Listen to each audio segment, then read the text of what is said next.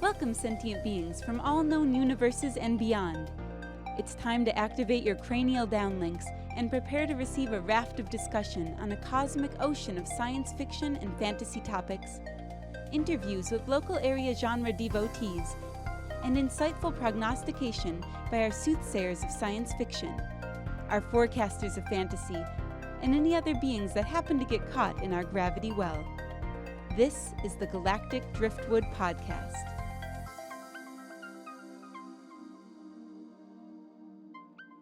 Well, hello, and welcome to another episode of the Galactic Driftwood Podcast. I'm Professor Bill. I'm Dr. Seth. I'm John. And I'm Lab Assistant Audie. And You're John Bugman, right? You know, John Bugman. I'm actually the only professor here. It's like, I mean, it doesn't look like it. it No. does- well, no, this is. That's right. This is. We this at is least weird dress the science part, right don't we? there. This is Yes. science. Science. You So, bastards. Excuse me? I didn't go to Zombie Academy for 12 years to be For called nothing. Mr. Seth. That's right. It's only a 4-year program, so that says a lot about you. Well, you want to be thorough, Yeah. right? And I mean, when your professors keep dying, that doesn't make it go any faster. No, right.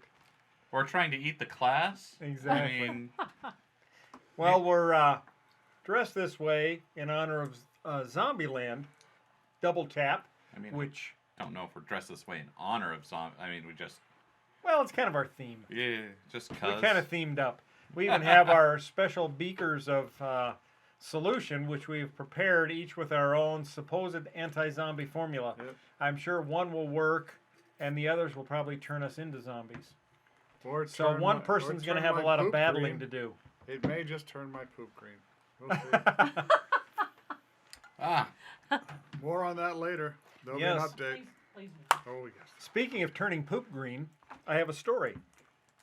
oh, this is a story for on air. Okay. Yes, this is an I on-air did not- story. Oh, God. It's like, So, This is a great way to get people to stick around for the rest of the episode. well, Linda and I went to, in between our recording podcast here, we went to the Prairie Lights Film Festival in Grand Island at the Grand Theater. And overall, it was a very good event and a lot of good shorts there. Most of them were heavy on the horror side, simply because horror movies are a lot cheaper to make than other movies, because you don't have a lot of, if you're making a sci-fi movie, you've got aliens to create, or spaceships, or special effects, yeah. ray guns, stuff like that. Whereas you just do a little bit of blood, or you do a psychological horror movie, and you don't really have a lot of special effects. If you do a Western, you got to have cowboy hats and horses, and so horror movies pretty easy to make. Now, they did Wow. have, Let's not say easy to make. I mean, cheaper is what I meant to say. Cheaper to make. So our friend Bill Hedges was there with one of his latest videos in his Cosmic Cat series. how is Bill? Bill is great, and his film was incredibly popular. Everybody really liked it, and I'd say it was one of the best of the ones that I saw while I was there. But onto the poop story. On to the poop story. So Saturday night, and I'm going to check the schedule here. Let's see. I got to find the right page. Saturday, October 12th. So Saturday night, after 8 p.m., it says the following block of films contain adult subject matter, including nudity, violence, language, and sexual situations. Viewer discretion is advised.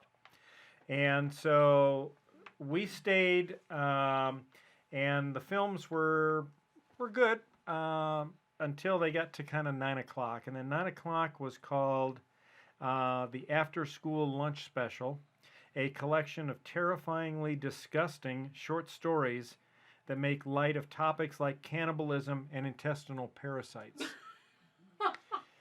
And There's a category for that? yes. It's like a whole category. Yes. Okay. Yes, All right. intestinal parasites and cannibalism.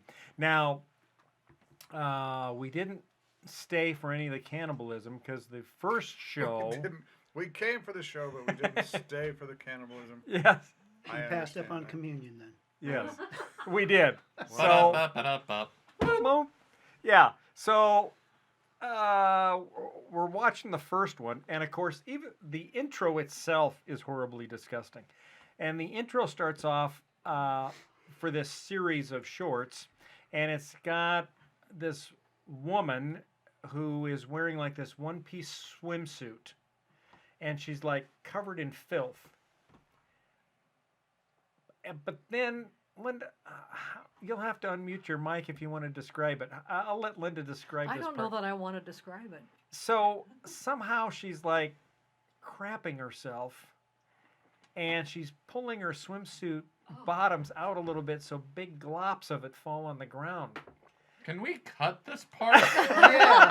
I don't see this Yeah, interesting what? anyone. No, it didn't interest me, and a number of people started walking out at that point. No. You know, Understandably. As Yeah. you can imagine. but I think you've just fallen into the Howard Stern syndrome in terms of the fact you saw something you don't like, but you can't seem to put it away. I wanted to talking about it explain this on to people as a Why warning. do you want to explain this It's a to- warning. So if you go to No, the they would Prairie have Lights seen Film it Festival makes next fun of year, intestinal parasites and just walked away. They would have gone. no, because there were a lot of somewhere. people in the show that John, left. I Yes. wanted to walk away. Yeah. Yeah. He wouldn't let me. Well, no, I said this can't be. There has to be more to it than this. There has to be a point. But then there didn't have to be a But- point, did there?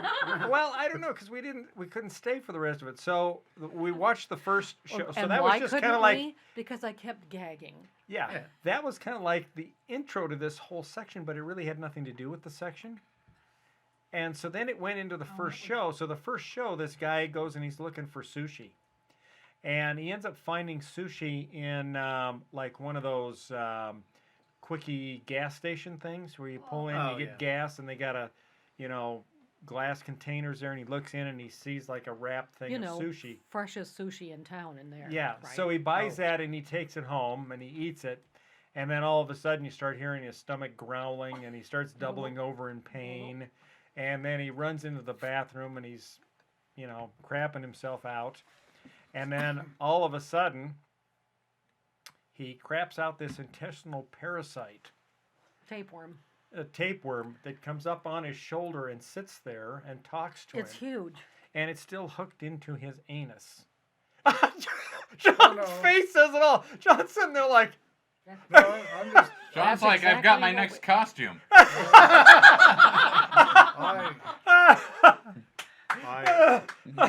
Actually, that wouldn't be hard. I mean, use your existing parasites? oh! I just don't see why did No. you want to And do so this? It's like, the whole show is just this parasite telling him to go eat and eat because the parasite's hungry, and it wants him to keep eating more and more food.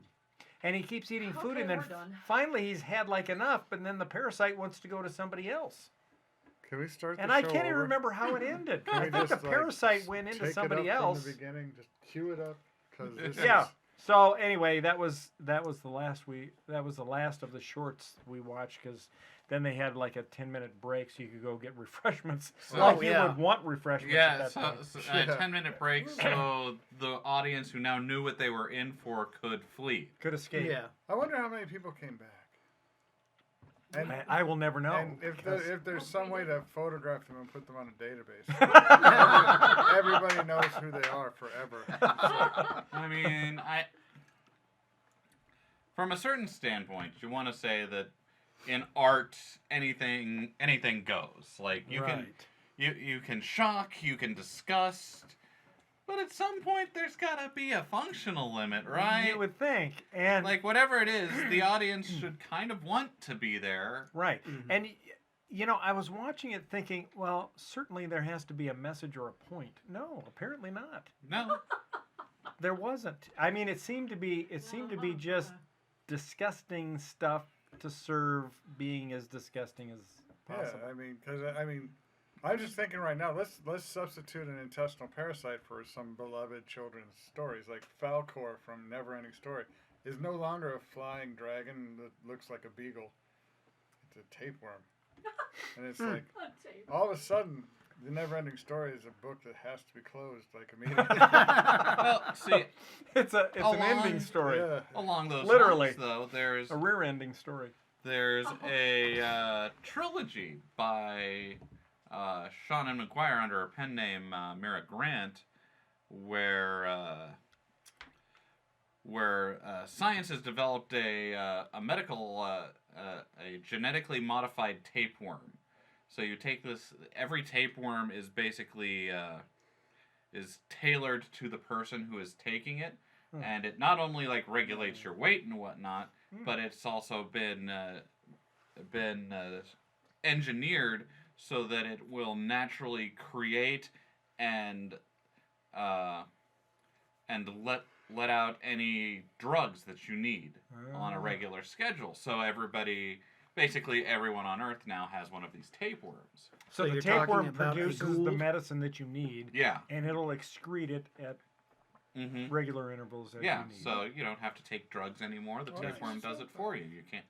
But think in terms of the adipose from Doctor Who Yeah. as Well, a tapeworm. And Not a cute little gumdrop that Right. pops out of the Right. fat.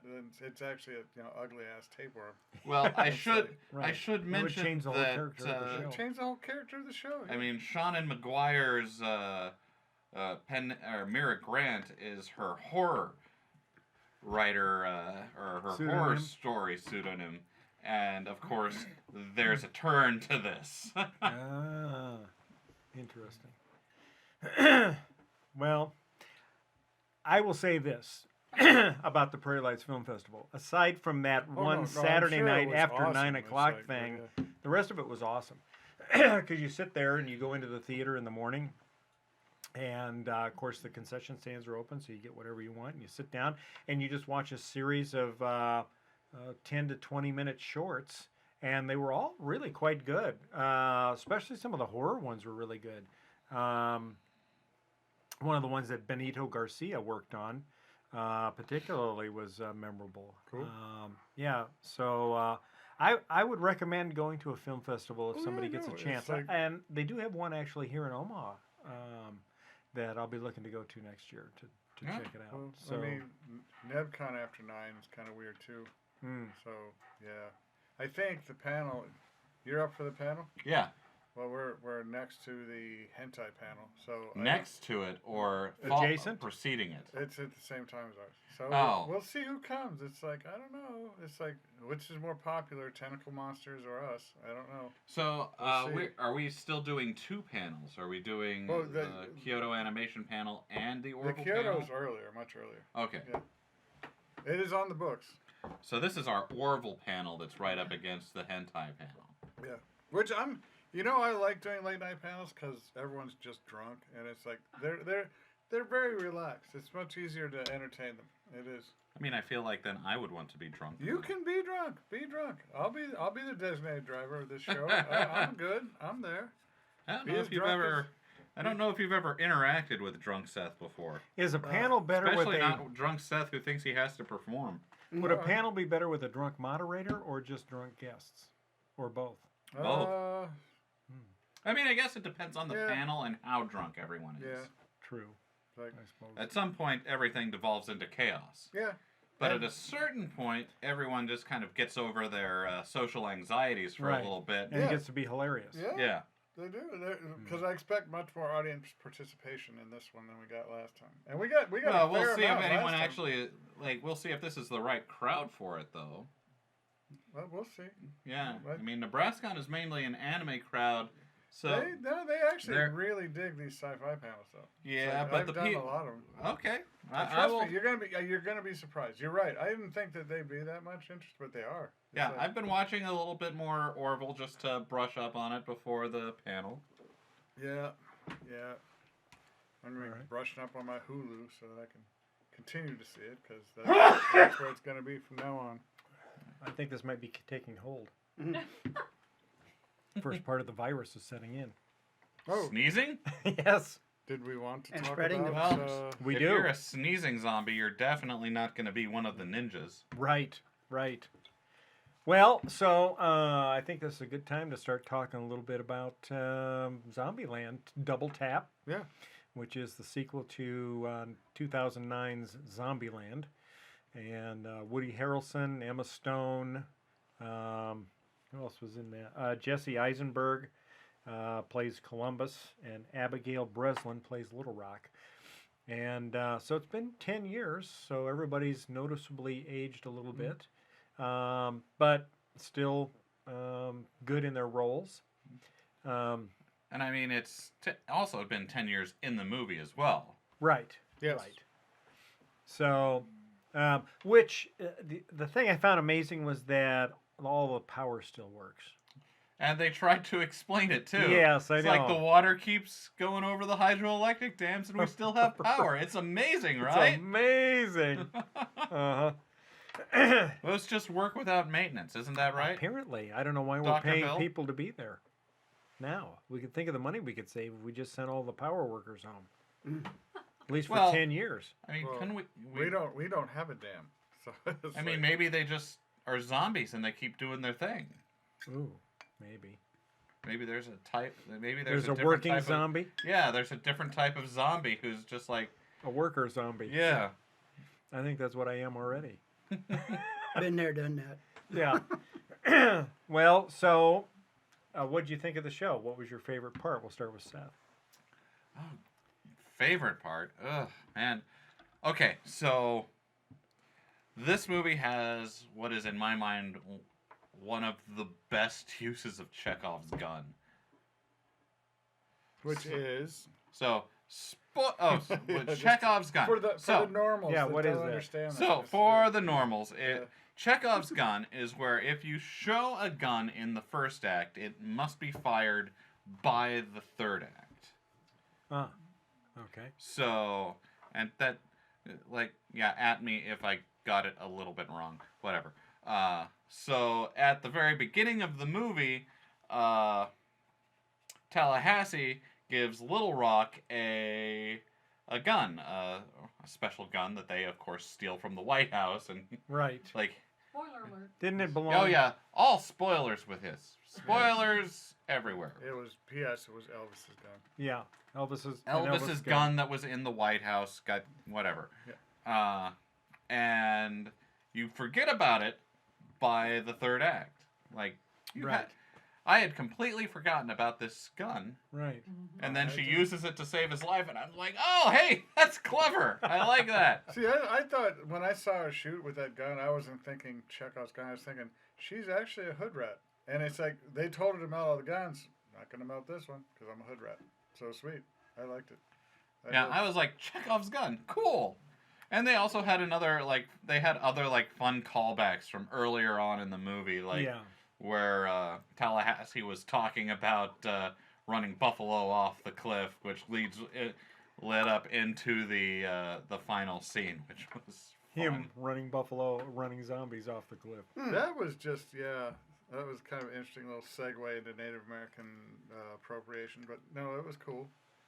So, thank you for that. John, what was your favorite part? I guess when what's his name? The two guys who ran over. Oh, the truck. Yeah. So that was Luke Wilson, who played Yeah, Albuquerque, and and Thomas Middleditch, Middleditch, that played Flagstaff. Yeah, I was very happy to see them die. You were? I was. They were just kind of irritating to me. It's like, and looking back on it, it looks like they were just like born to die. Yeah. They were just kind of put there as a comic little duo that matched up with Kind of Woody Harrelson's character mirror for- Tallahassee yeah. and Jesse Eisenberg's character Columbus. They were to point out their faults and then promptly be killed because Right. they're flawed creations of an evil god. who Right. just had to go.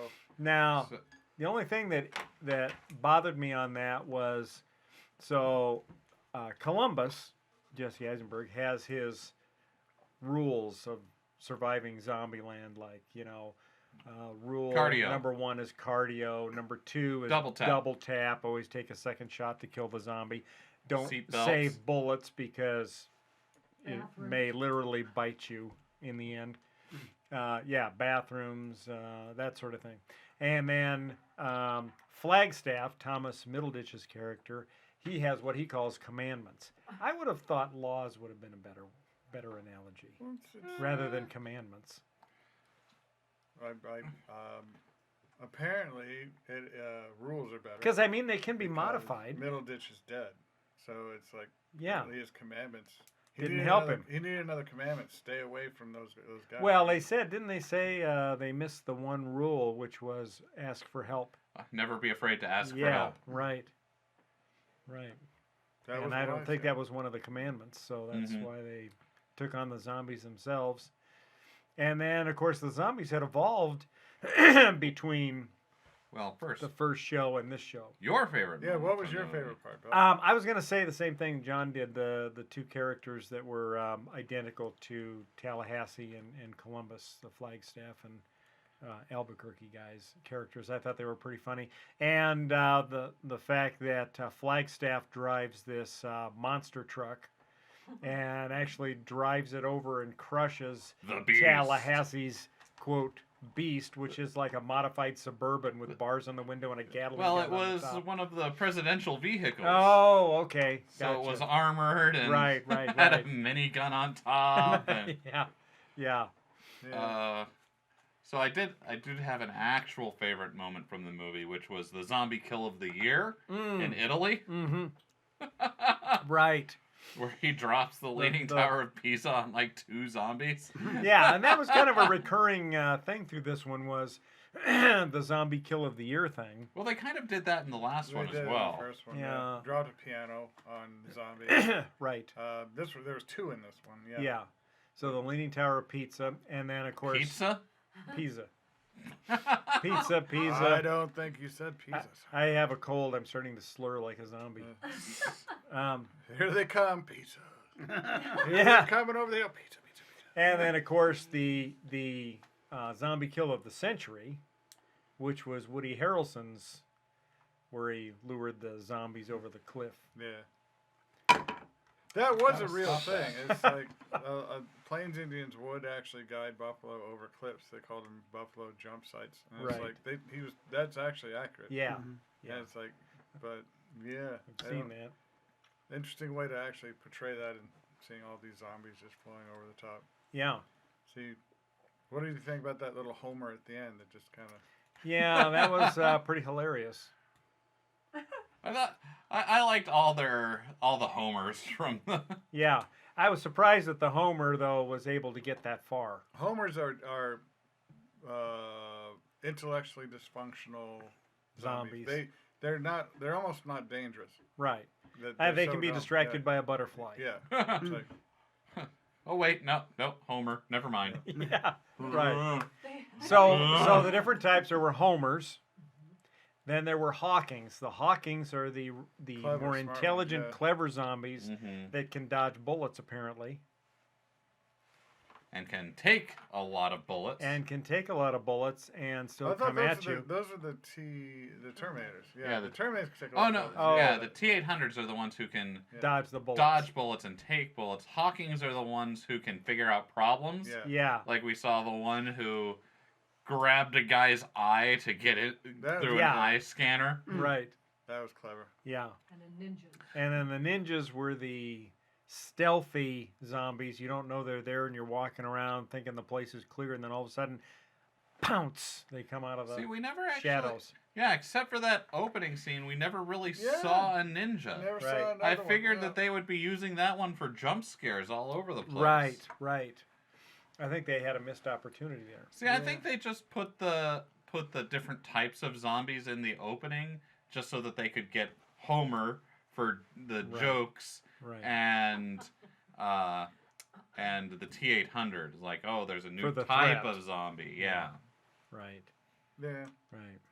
but yeah, there's probably a whole bunch of ninja scenes on the edited scenes. There might be. Yeah. And I will say that as the movie ended, and the credits started to roll, I turned to Linda and I said, the only thing I miss, or I almost turned to Linda because I was thinking in my head, the only thing that I missed was the fact that Bill Murray wasn't in it. And because he died in the first one. But then, lo and behold, we get a flashback. So stay tuned for through the credits about after the credits start first part. Well, I mean, ideally, don't listen to this episode before you watch the movie. Perhaps a spoiler alert on this one. Yeah, I'm gonna put he a already said spoiler. that. I'm gonna put that on the episode description. What for did this. you guys think of Madison? Ooh, spoiled zombies. I liked Madison. She kind of was She actually, I was expecting her to be much more irritating than she was. Yeah. I don't know how they kept up that premise because I thought it would run thin really fast. Yeah. But then there she is driving the clown truck. I know. It's like, I figured when he came back to the van and we didn't see him actually shoot her. Yeah. You don't see somebody die. I saw her eating nuts too, so I kind of had the feeling that's what happened. But it's like, and she's like trying to explain because her tongue is swollen from a nut allergy. Right.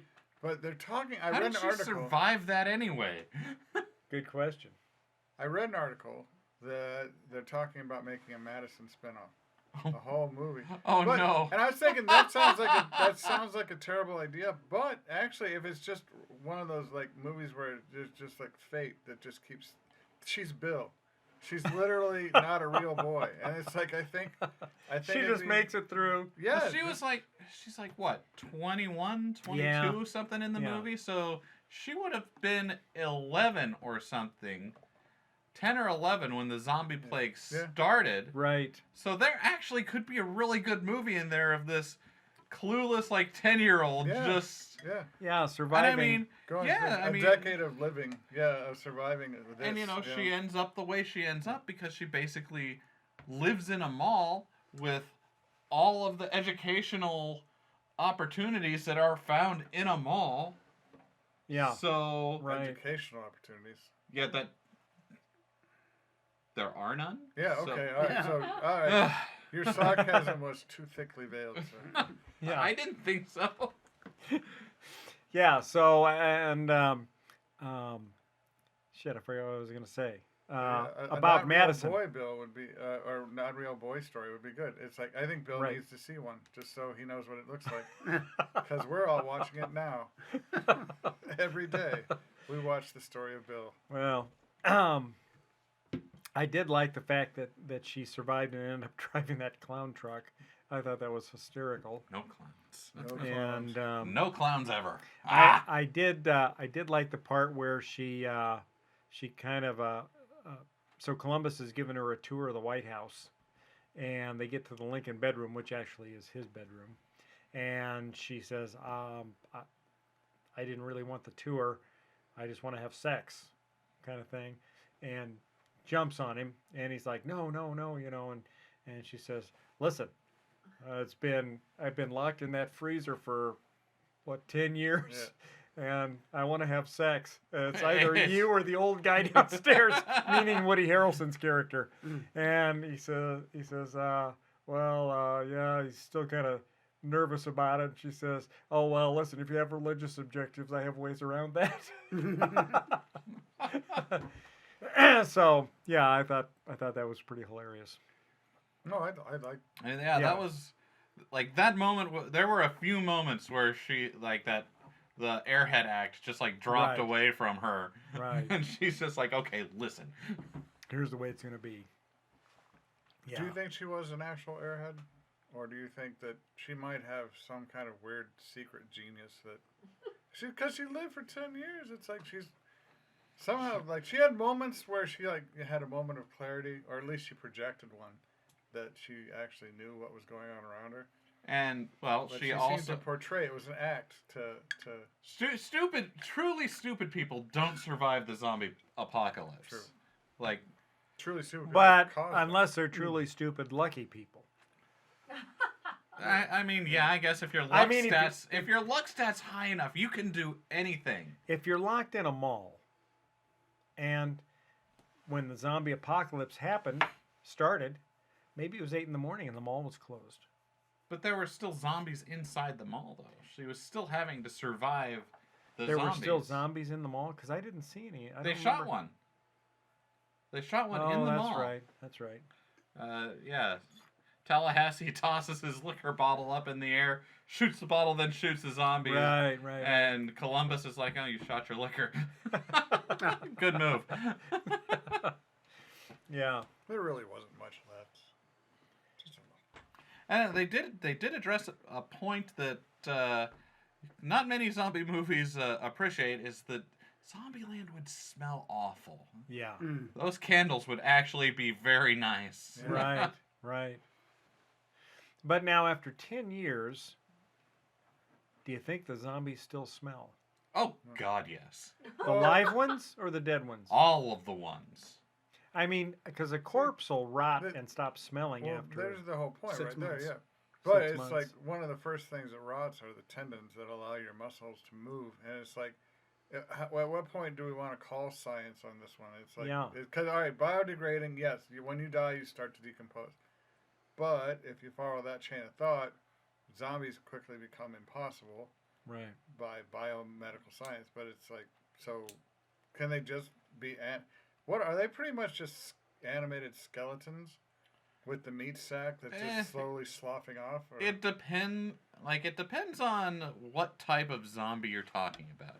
You've got your science zombie, which is animated by a virus.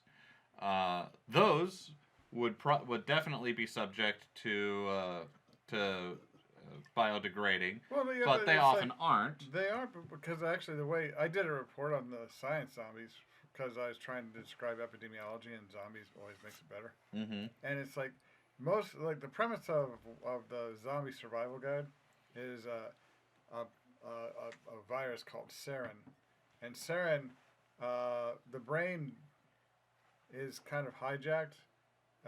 The higher centers of reason go, but then the virus actually takes over the body, so it does not decompose. It literally, the zombie virus is running the body.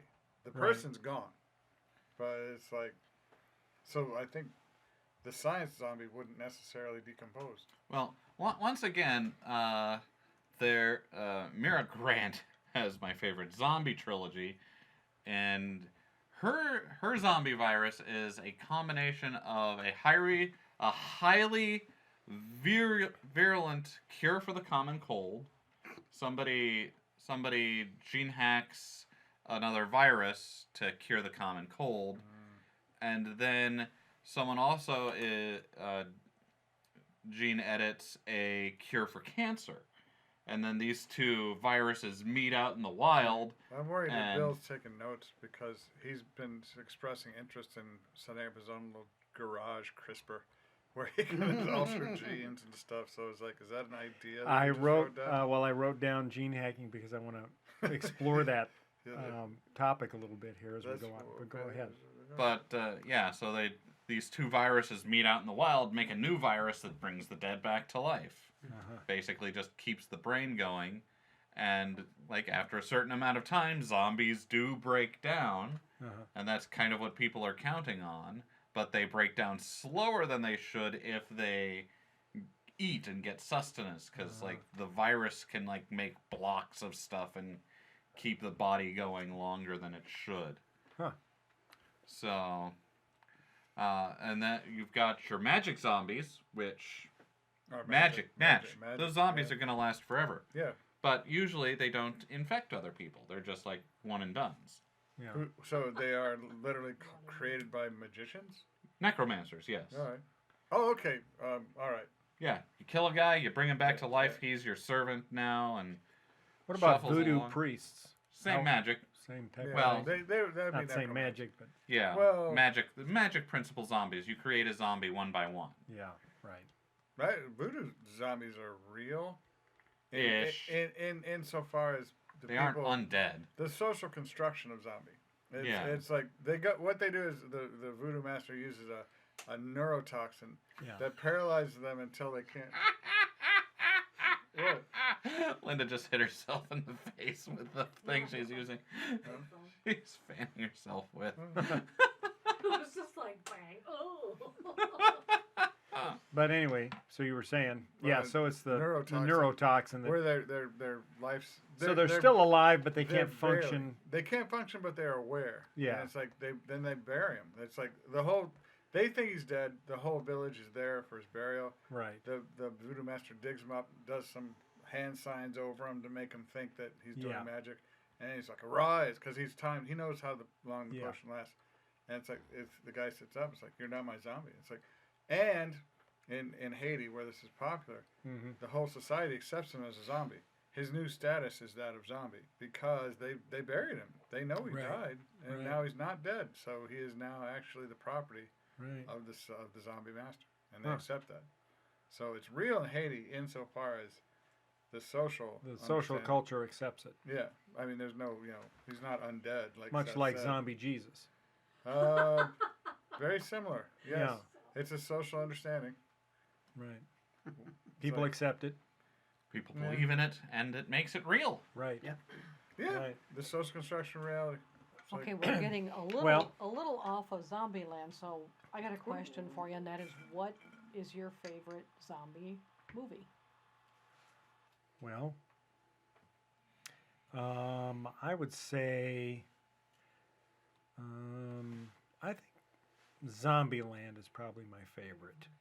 Although World War Z is right up there. The movie World War Z? Yes. Get out of here. No, I liked it. I That's the liked one with the, Brad Pitt, Best right? yes. I liked the ever. high-speed zombies. Oh. It was I very think- suspenseful. I think Fine. Seth here has actually probably read the book before he saw the movie. I never saw the movie. It was just like, Then you're Well, judge- then you wait, have then nothing why to are you say. judging Bill Yes. for that? It's like, that's not right. You can't judge if you haven't That's not seen. right. And because you know what, the Seth? book was unquestionably The book- better. you It can't was say that. so Well, You can't good. say that. You didn't Certainly, see- the book's Books are always better. but you Yeah, didn't book is- see the movie, so you cannot make that judgment. You have to sit through 2 hours of bad in order to sit Listen. in this chair. Listen, No, and I make that don't. judgment. Listen. I can tell you poop smells without having to go into It doesn't watch always. Bill's movie only from the film festival. because you have experience with smelly poop. Sometimes. And I have experience sometimes- with bad movies. Yes, And but let me make a valid point here. That just because a book is better than the movie doesn't make the movie bad. When did you start working for Yeah. Rotten Tomatoes, man? Just judging a movie. You Yeah. didn't even see it. You didn't Yeah. even see it, man. don't And you're have to sending out see right everything. Yeah. now to So- our viewers, you are telling them not to watch World War Z based on nothing. No at all. evidence. You have all right, so no have you evidence at have all. any of you read the World War Z book? I have not. No. No. But I did see the movie. All right, so I saw the movie World War and I Z- love the movie, and I'd be willing to read the book. well, you would be surprised Yeah. that the book and the movie have nothing to do with each How other. do They you just know? took the name. How do you know? Because You read- haven't seen the movie. I haven't seen the movie, but I have read up on the movie a lot, and there's So you no. spoiled the movie for yourself. No, I didn't, because the movie didn't have anything to do with the book. I There admire, are no fast zombies in World War Z. I admire your dedication to your deception. I do. You go. Just be that junkyard It dog. might be a fine zombie movie, but it is not World War Z. Okay. All right. We've touched a nerve, I think. I So think we have. Yeah. I do. I feel that someone's a little butthurt about all Actually, this, so we should probably move on. listen to the World War Z audiobook, Okay. because what the book is basically a series of interviews from survivors of the zombie war. Okay. And the book, they get an all-star cast of people to act out these interviews. And like all-star cast. That'd be Dozens of lots of names that you'll recognize, including Nathan Fillion. cool. Really? Wow. Huh. All right. Well, I'll check that out. It's really good. Well, all right. I mean, Audible. If you want to send us some support money, get your free trial on Audible.com. yeah, and anyone who wants Seth to actually review a movie he hasn't seen, please ask, and we'll be glad to do that. So we'll set him up. Let me tell you what's wrong with Justice League and Man of Steel. You haven't seen those? Nope. Yet you're going to tell us what's wrong with them? Yeah. All day long. Oh, All right, so what's your favorite zombie movie? I think we've got a new segment. It's Yeah. Seth Judge movies he hasn't seen. I like this. Every week, it's like, so Seth, what do you think like about it. this movie you haven't seen? Sucks. It's terrible.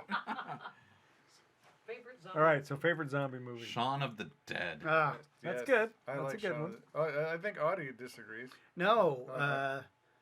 I was with Bill on World War Z, and then he mentioned Shaun of the Dead. Damn, that's a good one I too. like that one. Yeah. I like because it's just almost playful. Yeah. Yeah. I love Shaun of the Dead. The one thing I'd like to add is something that Zombieland 2 did is like if there's a zombie apocalypse, I'm riding segways through it, man. Because Yeah. that just seems to be the way Right. to do the zombie apocalypse. I mean, why It's like, run from zombies why when you ru- can yeah, ride just- from zombies? Yeah, just do segways. Like, Especially if there's slow zombies. Right. were these slow, particularly slow? They seem to be about normal speed. They're the shamblers. I mean, most of them could get They up were- to those- a little bit of speed. Those Terminators in the end were They running were pretty fast. fast. Well, yeah. they were Terminators. And those are the ones you always have to watch out for. Oh. Huh. Thank Other you. zombie movies would term them ghouls. All right, so John, what's your favorite? So it's Shaun of the Dead, I would say. It's just, I like the pace. I like the fact that they never seemed afraid of the zombies. Really, it's like Yeah. it's just, and I don't know. It's just, I found it to be amusing. I liked a happy zombie movie. All right. Well, I mean, it was really kind of a zombie movie that happened in a world where we knew about zombie movies. Mhm. So, like, if we like saw zombies, we'd have a couple minutes of panic, and then we'd be like, "Oh, zombies! We know how to do this." Right. Get out the barbed wire baseball bat. They aren't particularly they aren't like they're scary in their physical threat, but in and of itself, a zombie isn't too scary. Right. A horde of them. Is Yeah. Rather scary. Well, physical threat, but Yes. it's still one you understand. Sure. You're not like, "Oh my God, what's happening?" Right. Right. Well, It's Audie, like, "Oh, favorite? this is a zombie horde." Well, yeah, they're Uh, kind of like spiders, and it's like if I see one, I'm gonna be up all night until I kill it. It's like you have to finish. They're not particular because spiders aren't particularly damaging. But if I see one in my apartment and it gets away, I'm gonna be spending all the time it takes until I kill it because that's just what I have to do. Zombies aren't particularly dangerous. Yes, they can make you a zombie, but they may not be too fast, but they will never stop. Right. So you have to take care of it. It's like you see one, it's like, well, darn it, I was gonna do something, but now I've got to do this. It's like a spider. There's a spider. Well, there's my night.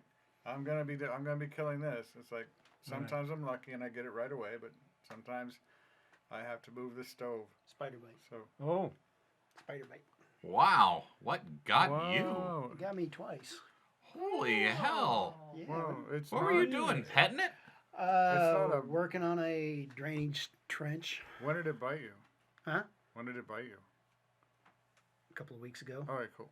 Yeah. Right, then it's And he's not a probably- zombie I'm yet. not carrying it with me, no. Well, it's not like I caught him. His name is hey, Peter. hey, John, I got something for you. it's not a brown What else recluse. would your which name is? means I know. your skin's gonna start falling off and No, stuff. So, I've yeah. had these off and on for years and years. Yeah. All right, so favorite zombie movie. It's a toss-up between Shaun of the Dead and World War Z. All right. The rest of them can go to hell. You didn't care about Zombieland?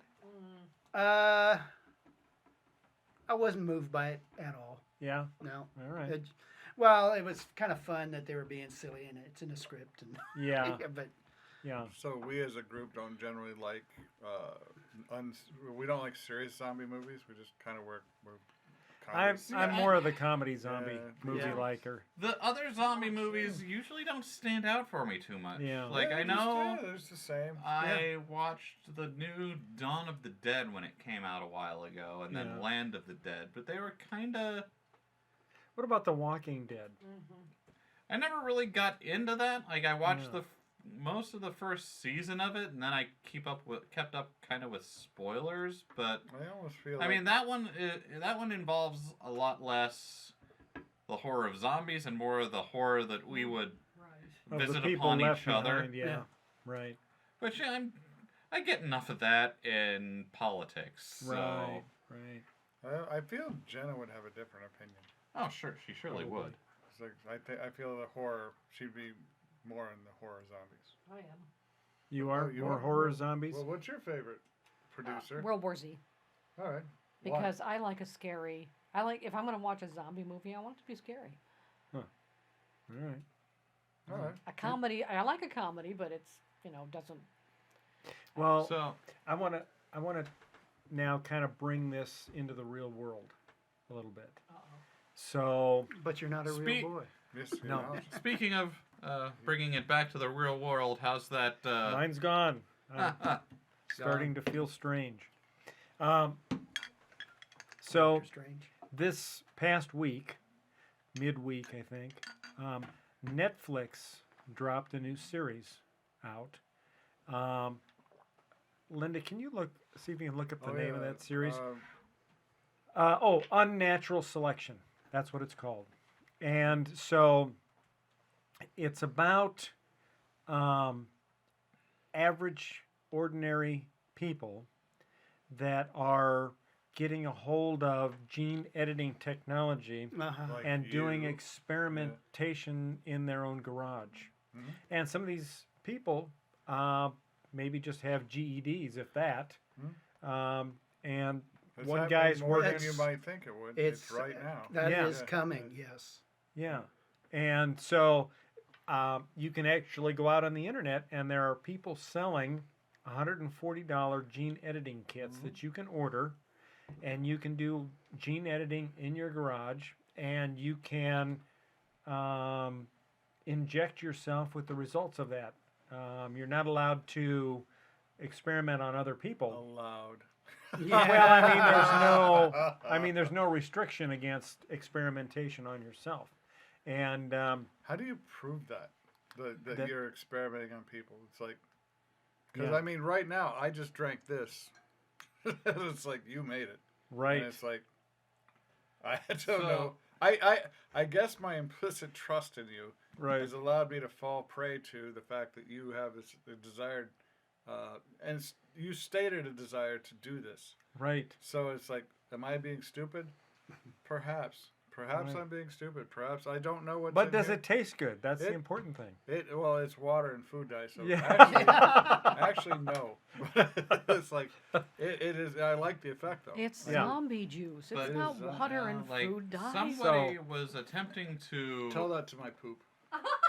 like there is a community out there that that do biohacking. Yeah, who and that's use what these kits. That's what they talk about is biohackers, and the one group had created an edited segment of gene that incorporated some individuals that have some natural resistance to the AIDS virus, and so they clipped out that natural resistance, inserted it into a gene editing tool, and then they gave it to this guy who then injected it into himself because there's no law against experimenting on yourself.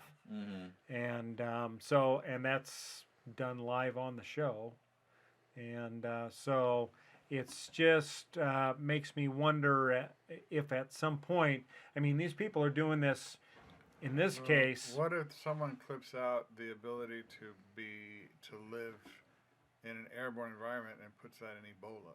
And it's like, Right, so yeah, that's Yeah. See, and I just don't a see virus becomes airborne. I don't think all people should be allowed to do that. No, and you know that if ordinary people with minimal education are doing this, imagine what people with a high degree of education or knowledge of this kind of stuff can or are doing, as well as governments. You know that there's governments around the world that have to be experimenting with this. Well, Frank Herbert Okay. wrote a book called The White Plague, I believe it was. Can we take Ooh, a that sounds short break? good. Yeah. It's about It's a going through me. Oh, okay. Yeah, go ahead. it's about We'll be right back after this brief announcement. Yeah. All right, well, welcome back. We're back after our short break here. Yes. Audie's feeling better, I take it? A lot lighter. Okay. We were hoping you weren't transforming into a zombie while you were up in the bathroom. Thought came across my mind.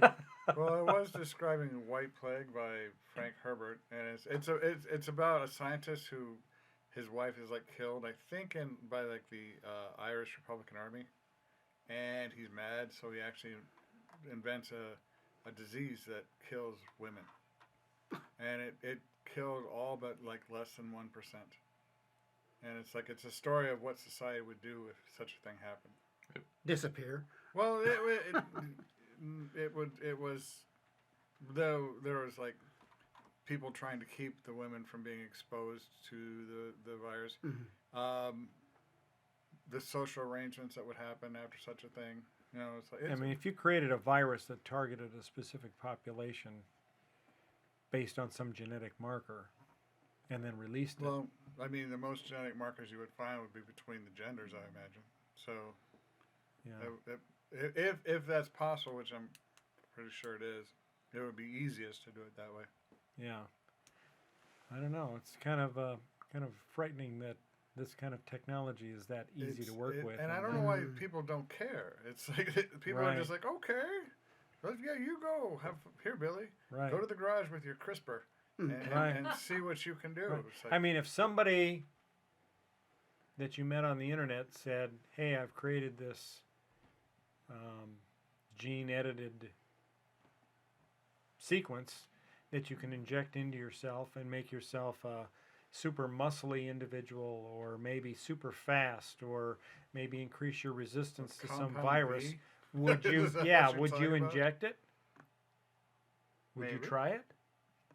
It depends on what the outcome is supposed to be. I mean, not knowing that much about the guy. I mean, maybe the guy's just a high school graduate who's working in his garage to create this compound. Take an injection from that guy? Yeah. No, I don't care what it's supposed to do, though. Yeah, I mean, it's a lot. I mean, it's different if you're going to a accredited medical institution, Yeah. right? And they've got some treatment. Maybe you've got some inherited disease, genetic. So you're saying roll over to the? Do you want fries with that institute? And, Right. And get some. Get some juice. Yeah, I mean, who would do juice that? up from that guy? Well, I mean, there's obviously the ways in the gene editing could go wrong, Yeah. which see all of science fiction. Yeah, it's like there's a whole bunch of books about that. So yeah. But there's also ways in which it will be beneficial. Sure. Like we're looking at, there was It would take a care of overpopulation. there was an advancement in Yeah. CRISPR technology that came out just Yeah, I earlier know. this year, and that's going to shorten the time it takes to cure many genetic diseases that we have no other way of dealing with. Yeah.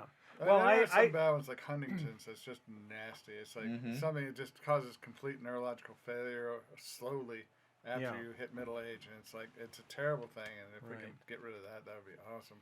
But I think it's like any new technology, whether it's computer technology or the development of nuclear technology or whatever, there are good, peaceful, beneficial uses for Can we it. survive our infancy of understanding that? It's like That's the question. The jury's still out on our ability to survive nuclear technology. It's Right. Like, and it's like I think there's going to be a much sharper learning curve Right. on genetic testing, and it's like because there's just one mistake from one. Well, idiot. Yeah. Well, That can and even the jury's out on computers, because as artificial intelligence grows and becomes Yeah.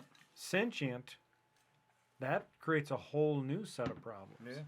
Especially if that sentience is allowed to grow on the internet. Yeah, and especially since we program our machines for efficiency, and we're the least efficient thing in any system. So it's like, yeah, Right. bad day. So yeah, we have set up a whole bunch of technological problems that we may not have the emotional maturity to actually solve. Right. But someday, genetic engineering may help us to survive in space, True. be more Yeah. survivable to cosmic radiation. Right. And But then would they be human? Would we change the definition of human? We'd have to actually change the definition of human, wouldn't we? eventually, we would grow beyond being human and being maybe something else. Part human, part tardigrade. We're already intolerant to people that are human. It's like, Yeah. how would we? Well, if I can go to space and get away from all those people, then I'm fine. But then you'd Yeah. be one of those people, and it's like you'd be now a new subpopulation. And if you live in space long enough, you could never come back. So you'd never meet them. So it's Yeah, like, that sounds yeah. good to me. Yeah. Why not? It's like I see the TV coming out of 30th century Earth. I'm okay with not going back. People are like all like, well, people want to set up a colony on Mars. It's a one-way trip. It's like maybe some people just don't like you. Maybe they just really actually would rather live in hardship on a new planet than deal with you. And sign me up. I'm there. I hate all you people. Well, not you guys, but it's like, but people, just people. So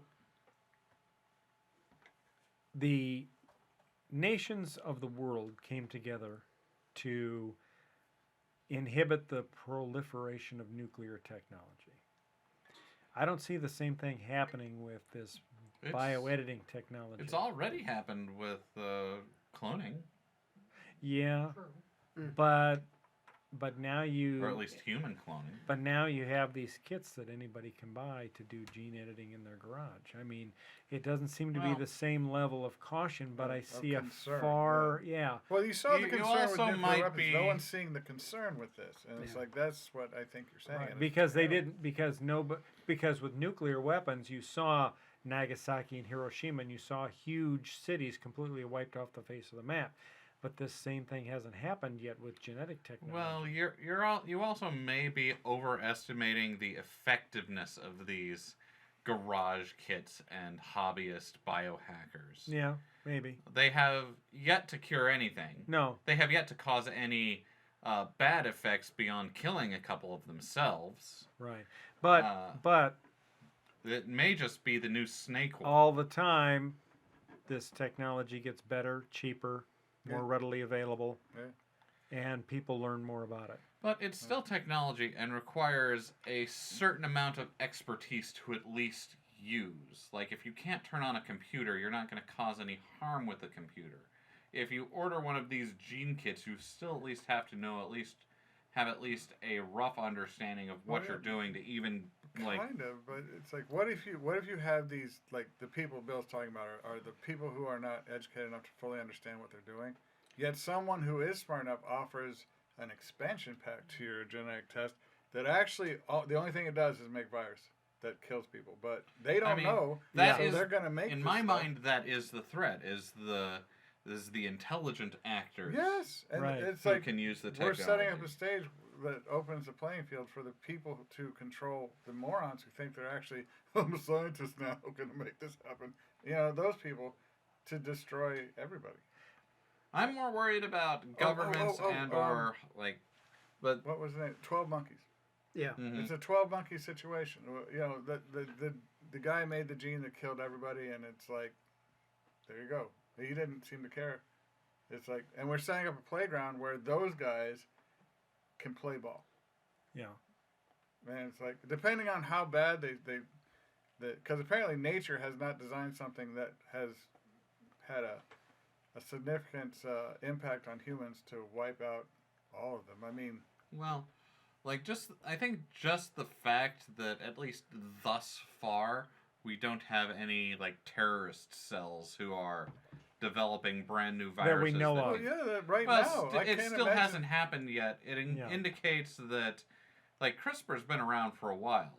Yeah, You well, still need to know Few what years. you're Few doing to years, but make it's like a those- virus to. those few years, I imagine there's cells working on it right now, and as soon as they, one, get what they want, and two, make enough of it, Yeah. they're going to probably do something with it, and it's like, not a good day to live in No, one of the bigger Because all you have to cities. do Well, is infect someone and put them yeah. on an airplane. Yeah. Yeah. You still have to do a lot of experimentation with that to make sure it does what you want. Sure. Like, we But- aren't to the point But with. that sounds like what infidels are for. Yeah, But you, someone's you gonna keep notice- sending the infected individuals Someone's over. going to notice your trial runs of something like that. Like, gene editing still isn't to the point where it's like computer code where you can be like, okay, I'm going to write it to do this, and this, and look, it works. It's not to that point. AGTC, it kind of is. No. We, the building blocks, but we don't know the language. True. If such that, a thing that could actually be. makes it worse, though. It's like, But that doesn't mean that you can, if you don't, in terms of computer programming, you know the words, you know the letters you can type in, but if you don't type in the right letters in the right sequence, then it doesn't compile and it doesn't run on anything. Have you But we know the watched run this sequence. show, Sean? God damn it! Oh, yeah! Son of a bitch! It's Shaun of the Every Every show. Now Shaun of it's the Dead did it. now it's you, Linda. Last Really? week I accidentally called Really? him. Or last show I actually accidentally called him Sean. Seth, have So you you're seen gonna this admit show? to it since I'm Have you not watched there on to blame. Not yet. Netflix? So- Well, it's all your Watch fault. it. You started the whole ball rolling. I did not do If that. you start a snowball at the top of the hill, when it gets down to the bottom and it's a Right. giant boulder that takes out a house, it's still your fault. But seriously, watch the show I'll watch because the it show. actually is disgustingly easier than we think it should be. Yeah. Yeah, I mean, there's one Okay, guy. I'll watch He's it. simply got a GED, and he's working on creating glow-in-the-dark puppies. Yeah. And he's already got. He's to the point now where the dogs that he's working on are producing glow-in-the-dark semen. I was just thinking, I guess I need to move this here. I mean, It's like, In about 50-50 quantity, so about 50% of the semen glow in the dark. He's that far. well, I mean, but that's not his goal, though. yeah, but you're a computer guy. It's like like a go-to sequence. We have the sequences. No, we there's- just don't know exactly we what it does if we put this. If we change X with Y, if we change G with T, what's going to happen? And that's what they're doing in these But garages. that, yeah, and it's but like, that's blind. That's like blind. Let's see what's gonna happen yes, if I do it this. is. Yeah. That is, It- and that's yeah, the- but you're talking about it like it's a computer language, and that's not what DNA is. It's not a language that is like if you logically put- laid if out. you put GTCA in an order that actually makes sense to the molecule, it will. But we replicate. don't know what makes sense to the molecule. And that yet. makes it even more dangerous. It makes it even worse. It's not knowing exactly how this works. And we've done a fairly good job at sequencing the genome. We kind of know what some things do.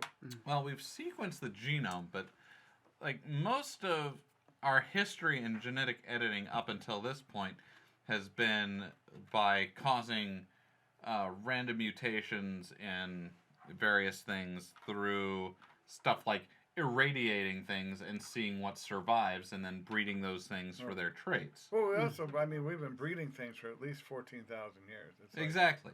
And it's like we know how that kind of works. It's like the mink is actually a fairly pleasant creature that has spots on its fur, but they bred the spots out.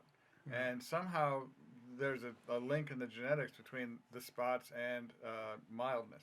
Right. So the ones without spots that they bred are psychotic. They literally they can't even mate with each other. It's like you have to handle them with an electric prod and a noose because they're insane. They will not. They're violent to the point where they're impossible to actually do anything with. They have to leave them in cages, feed them, kill them, make the fur.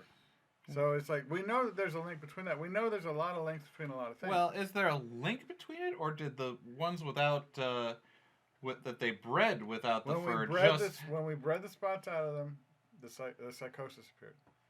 So well, like were the and that's ones, science. but the Observational ones science. didn't have the spots might have also had this recessive gene for psychosis that came along with it. That released when we took away whatever inhibitor the genetics for the spots provided. So Okay. this is all we understand a lot more than Well, they've got some treatments now for some genetically inherited diseases. Mhm. Blindness, actually, there's one story in the series where a kid, and he looks like he's maybe about 10 or 11, but he's going progressively more and more blind because of this genetic defect that he has. And so we haven't seen the outcome yet, but he's starting to go in now for this gene therapy where they're inserting these genes that have been modified with CRISPR to fix the genetic defect in his that'd be sight. cool. But, Yeah, so that he can see again. But literally, it is like a computer program. It really, it's more frightening like a computer program than you might really like CRISPR, because it would work in a way that you understand. Once you figure out the sequences that it's a matter of just substituting certain little parts. So you're in the trying right to thing. get Seth to become a From biohacker? what I think I understand, have to because you're going to end everything. I think he's going to have to save everybody. from what I understand, I've looked into CRISPR a little bit, and from what I understand, it is identifying what genes are responsible for what traits. No, not CRISPR. CRISPR isn't. Well, CRISPR is the process that you use to you identify what Snip and genes you want. replace, yep. You use CRISPR as basically a cut and paste tool. Correct.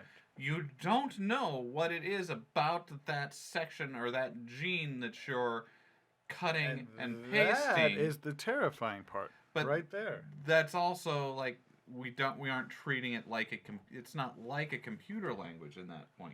It's not like programming and everyone's Well, no, drawing. you can do these. that in a computer program. Almost You all can the do time, that, it's but gonna you just know. do nothing. It's gonna like just shut the program Yeah. down. But it's like, But that's not how computer programming But- Well, works. I think an analogy would be, let's say you have a computer program that's coded to go into a directory and delete any file with a .exe extension.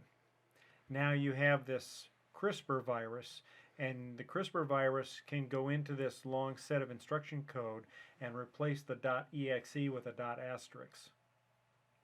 And then So- you run it, and now instead of just deleting executable files, you delete every file. All right, so let So me. that would be the extent. We can't read the entire program. We don't know what the whole program does, but we know that this one part seems to go in and delete certain files in this directory. So now we say, okay, pull that part out and put in a part that now instead of deleting specific files, it deletes every file. Okay, let me explain why I have a problem with the programming analogy. Okay. So one of the things that creationists really like to do is say that DNA is like God's code. He's a master computer programmer, and he made this fantastically complex code that is Right. perfect and wonderful. which Right. is just dumb. And Right. as a computer programmer, like I can tell you that DNA is only analogous to code. Sure. Like it's not an actual language. It's acids that we have assigned values to that have Right. come together in nature in an order that does things. It's Right. only analogous to code because we have assigned it to it, but DNA is nowhere near close to a perfect code in Oh, a no. computer program. Oh If no, God, never. We never said it was perfect. yeah, well, if God were a computer programmer who made this, he's the shittiest computer programmer ever. Yeah, right. But no, actually, He would get it's- fired from every job he ever had. Right. But it's not like code. Like it's not. There are sequences of things that get like it's analogous to code. Are there creationist computer programmers? I have no idea. I would imagine I that must there assume are. so. Somebody had to make their websites. Well, there's a lot. There's a lot of creationist engineers, because everything has a beginning and an end. It's like, and so does computer science. The thing is that yes, it's like if you believe the Earth is between 6,000 and 10,000 years old, evolution's stupid. If you believe the Earth or the universe is 13.8 billion years old, creation's stupid. Whichever side of the fence you actually look out, it's like what Obi-Wan said. You'll find that a lot of truths in life depend a great deal on your point of view. Yeah. And I'm not defending creationists by any means, but it's like, to them, the idea of such a fantastic code emerging in 6,000 to 10,000 years is stupid, and they're right. Yeah. Now, the Earth being, or the universe being 13.8 billion years old, the Earth being 4.5 billion years old, there's time under the sun for all of this to develop, which it did. Do you think And that several times. creationists would refuse to believe that it's possible for people to change God's code?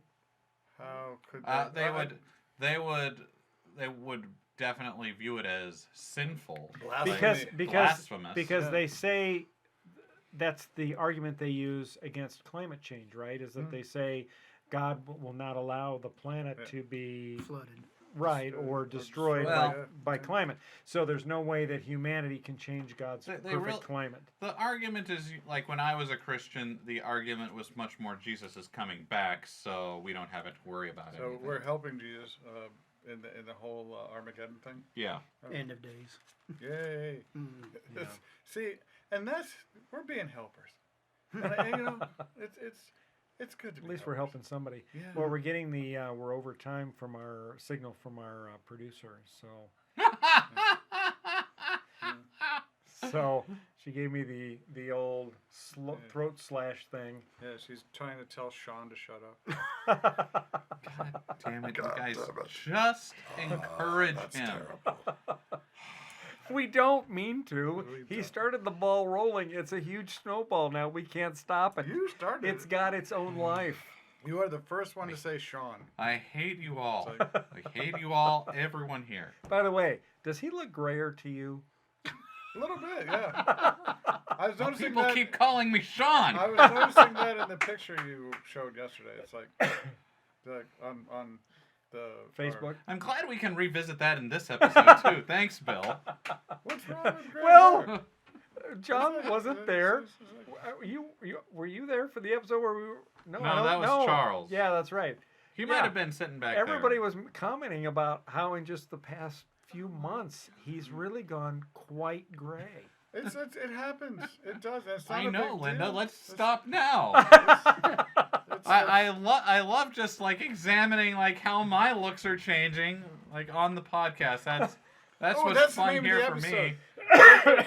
50 Shawns of Grey. Fuck you. Yes! Fuck you. I'm in control of that, and it's not happening. 50 Shawns of Grey. We just set off the triple. Tribble even likes it. Tribble Oh, likes god damn it. it. I hope you all become zombies. All right, well, All folks, thanks for tuning in for another I hope I wasn't too loud. The another Tribble thought hilarious episode of Galactic Driftwood podcast. Hopefully, we haven't given you anything to have nightmares about tonight, or maybe And- we have. I don't know. Sorry if we spoiled this for you. Yes, And you, but you read past our spoilers. So right, it's like- go see Zombieland. It was a good movie. We liked it, It was. We did. and Zombieland 2. we'll see you next time. I think next time is Benito Garcia. Oh, is it? Yes, Nice. so he'll be back Talking on the show. about RPGs. RPGs. So that Oh, should he's be gonna. cool. We're gonna be doing one with him. Yeah. Yeah, he's gonna have a game for us. Not next week, but soon. Soon. Yeah, Right. that's gonna be cool. Yeah. That'll be sweet. That'll be a lot of fun. So anyway, tune in next time for that and more excitement. So thanks for watching, and we'll see you next time. Bye-bye. Bye. Thanks for listening to this episode of the Galactic Driftwood podcast. For more information and past episodes, please visit our website at galacticdriftwood.space or subscribe to us on YouTube. And now, please deactivate your cranial downlinks, collect your towels, and be sure to watch your step as you exit our gravity well.